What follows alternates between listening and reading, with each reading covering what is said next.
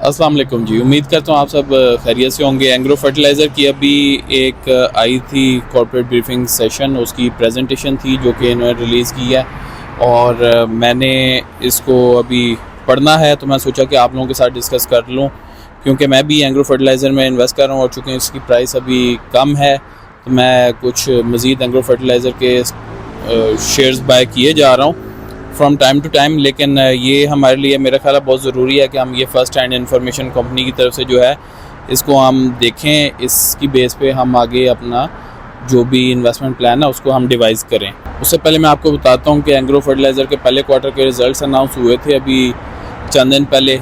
उनकी जो रिपोर्ट थी, एनुअल रिपोर्ट, उस जो क्वार्टरली रिपोर्ट, उसको पढ़ के मैंने काफ़ी सारी चीज़ें, इसमें एक वीडियो मैंने बनाई थी, आपको स्क्रीन पर नज़र आ रही होगी, इसमें मैंने ये शेयर की थी।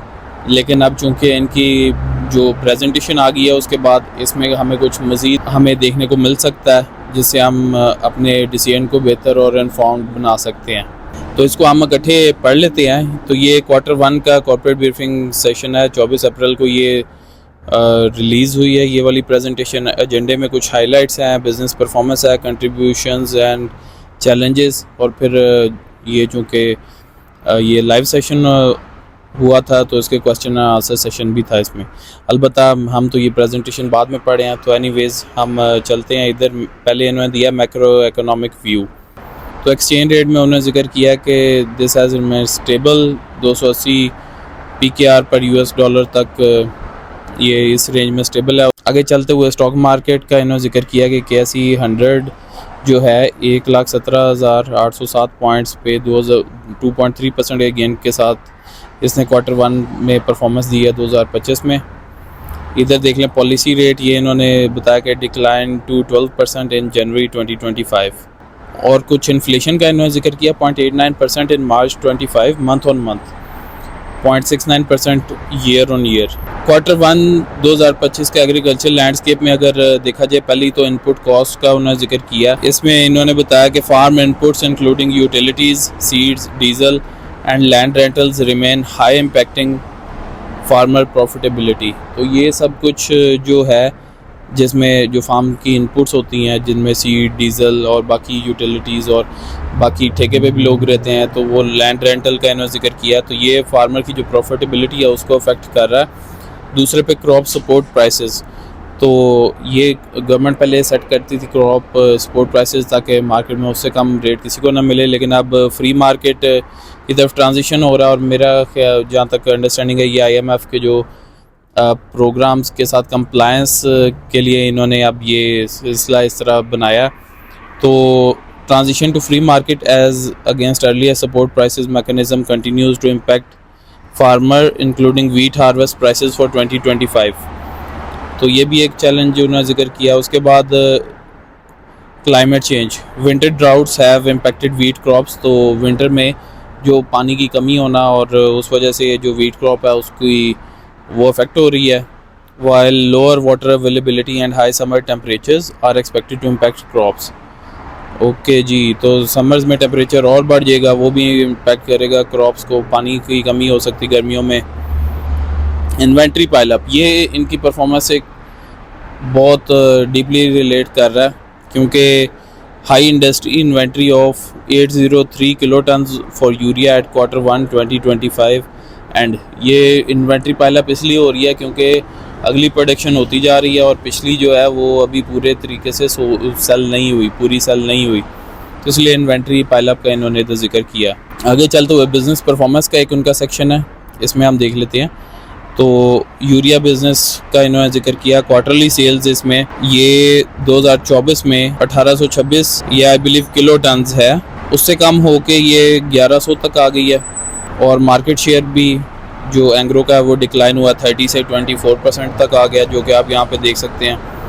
इन्वेंट्री पोजीशन को हम देख लेते हैं। इन्वेंट्री पोजीशन में पिछले साल 2024 में इनकी इन्वेंट्री में 174 किलो टन थे, और जबकि इस साल 803 किलो टन अभी भी इन्वेंट्री में अवेलेबल है। ये किलो टन ही है क्योंकि हम पहले इन्वेंट्री पाइलअप के सेक्शन में जो गए थे उधर भी 803 KT लिखा हुआ था किलो टन। तो नीचे चलते हुए उन्होंने एक जिक्र किया कि while the production has largely remained constant, the inventory has piled up due to decline in sales।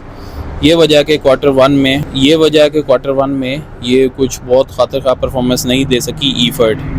अब DAP के बिज़नेस को भी हम देख लेते हैं। इसमें पिछले साल की क्वार्टरली सेल्स थी 288 किलो टन्स और इस दफ़ा 137 किलो टन्स है, और मार्केट शेयर इसमें भी डिक्लाइन हुआ है ईफर्ड का इस साल। अगर आप देखें ये अब क्वार्टर वन का फर्टिलाइज़र की जो मार्केट है उसमें एग्रो फर्टिलाइज़र का आप अगर देखें मार्केट शेयर तो वो हमें नज़र आ रहा है इधर के 2024 में पहले क्वार्टर में 29% था, इधर आप अगर ग्रीन में देख रहे हैं, और इस साल 18% हो गया। और प्राइवेट और इंपोर्टर्स और उधर उनका पिछले साल 7% था जो कि इंक्रीज़ हुआ है। FFC का तकरीबन वही रहा है, और मुझे लगता है इसमें फातिमा फर्टिलाइज़र ने अच्छा परफॉर्म किया, हो सकता है इस वजह से भी ये बढ़ा, या फिर नीचे देखते हैं।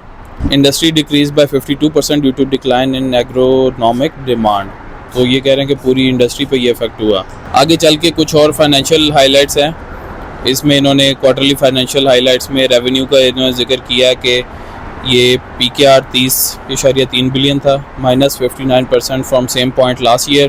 प्रॉफिटेबिलिटी इनकी कम हुई है, 2.9 बिलियन रुपीज़ रही है, जो कि -63% है सेम पॉइंट लास्ट ईयर की नस्बत।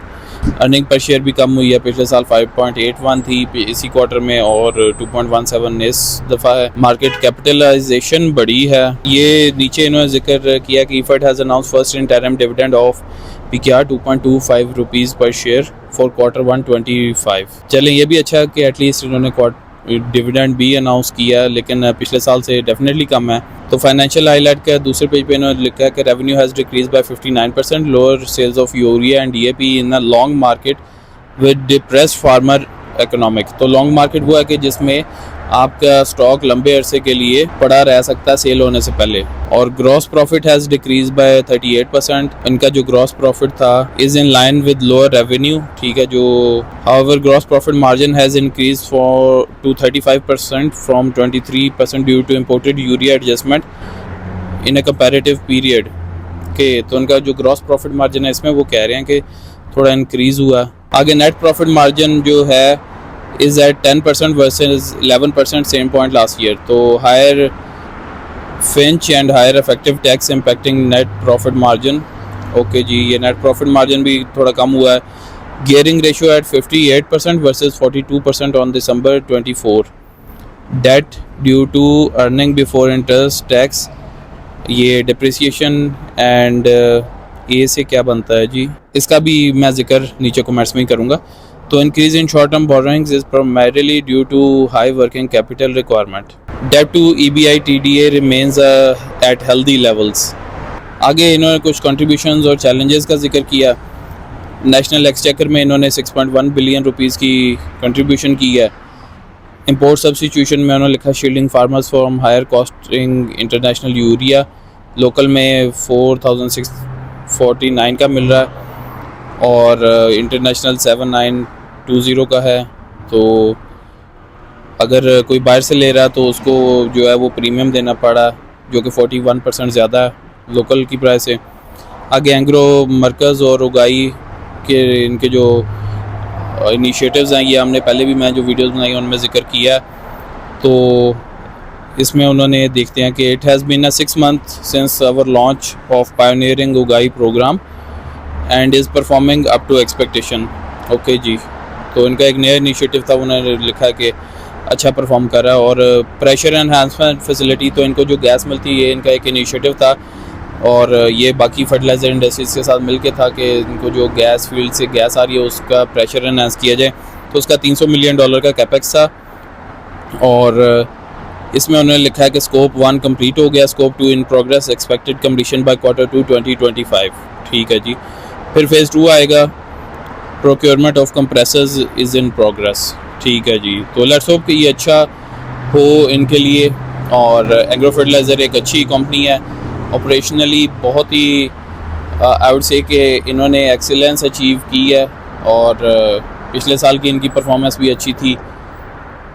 नंबर 1 पे तो FFC ही है मार्केट शेयर के लिहाज से, लेकिन ईफर्ड भी बहुत अच्छी है। तो लेकिन फिर भी हमें इस तरह की जो न्यूज़ हैं, इस तरह की जो फर्स्ट हैंड इन्फॉर्मेशन है कंपनी की तरफ से, उस पर हमें बहुत नज़र रखने की ज़रूरत है अगर हमने अपनी इन्वेस्टमेंट को प्रोटेक्ट करना है और हमने कुछ टाइमली और वाइज इन्वेस्टमेंट डिसीजन अगर करने हैं।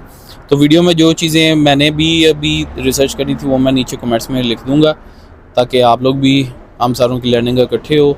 वीडियो यहाँ तक देखी तो I really appreciate you for your time कि आपने जो मैं रिसर्च कर रहा था उसमें मेरे साथ ही आप इंक्लूड भी हुए। तो अभी स्क्रीन पे एक आपके प्लेलिस्ट आ रही होगी, इसमें सारी ईफर्ट की वीडियोस होंगी जो कि अभी तक मैंने अपने चैनल पे बनाई हैं। तो ईफर्ट में अगर आप इंटरेस्ट रखते हैं तो डेफिनेटली वो वीडियोस आपके काम की होंगी, आप उनको देख के कुछ ना कुछ लाजमी आप हासिल कर पाएंगे। तो थैंक यू सो मच जी, stay blessed, have a great investment journey.